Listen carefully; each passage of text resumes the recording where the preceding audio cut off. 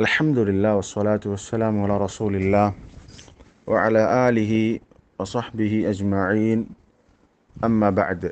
ഫയാ ഇഖ്വാനി ഫില്ലാ, മഹാനായ യൂസുഫ് ഇബ്നു അസ്ബാത്ത് റഹിമഹുല്ലാ, അബു മുഹമ്മദ് യൂസുഫ് ഇബ്നു അസ്ബാത്ത് അശ്ശൈബാനി റഹിമഹുല്ലാ വഫാത്താകുന്നത് ഹിജ്റ 195-ലാണ്. 2-ാം നൂറ്റാണ്ടിൽ ജീവിച്ച പണ്ഡിതനാണ് യൂസുഫ് ഇബ്നു അസ്ബാത്ത് റഹിമഹുല്ലാ.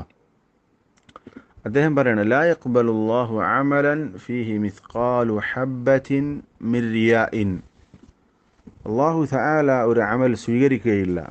ആ അമൽ എന്ന് പറഞ്ഞാൽ ഫീഹി മിസ്ഖാലു ഹബ്ബത്തിൻ മിൻ റിയാഇൻ, റിയായിൽ നിന്നൊരു അണുമണി തൂക്കം ആ അമലിലുണ്ടെങ്കിൽ അങ്ങനെയുള്ള അമൽ അള്ളാഹു സ്വീകരിക്കുകയില്ല.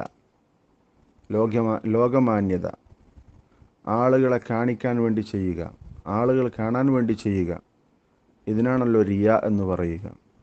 ആ റിയാവിൻ്റെ ഒരു ചെറിയ അംശം, ഒരു അളവ്, ഒരു ചെറിയ അളവ് അവൻ്റെ പ്രവർത്തനത്തിലുണ്ടെങ്കിൽ ആ പ്രവർത്തനം അള്ളാഹു സ്വീകരിക്കുകയില്ല.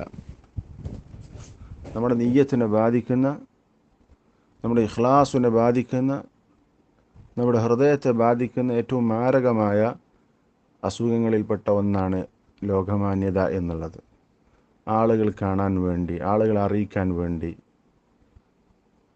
അമലുകൾ ചെയ്യുക എന്നുള്ളത്.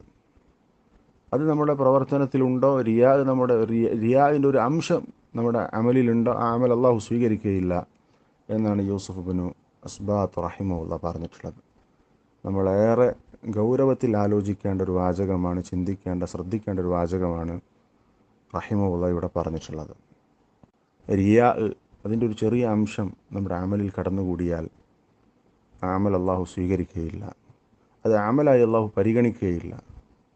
നമ്മൾ അങ്ങേയറ്റം സൂക്ഷിക്കണം. നമ്മൾ പല സൽക്കർമ്മങ്ങളും ചെയ്യുന്നുണ്ടാകും, പക്ഷെ അതിൽ റിയാ കടന്നുകൂടിയിട്ടുണ്ടെങ്കിൽ, റിയാവിൻ്റെ ഒരു അംശം കടന്നുകൂടിയിട്ടുണ്ടെങ്കിൽ അത് നമ്മുടെ പ്രവർത്തനത്തിൻ്റെ സ്വീകാര്യതയെ ബാധിക്കും എന്ന് നമ്മൾ മനസ്സിലാക്കണം. അള്ളാഹു തആല നമ്മെ എല്ലാവരെയും റിയായിൽ നിന്ന് കാത്തുരക്ഷിക്കുമാറാവട്ടെ. നമ്മൾ സദാ അള്ളാഹുവിനോട് പ്രാർത്ഥിച്ചു കൊണ്ടിരിക്കണം, റിയായിൽ നിന്ന് രക്ഷ തേടിക്കൊണ്ടിരിക്കണം.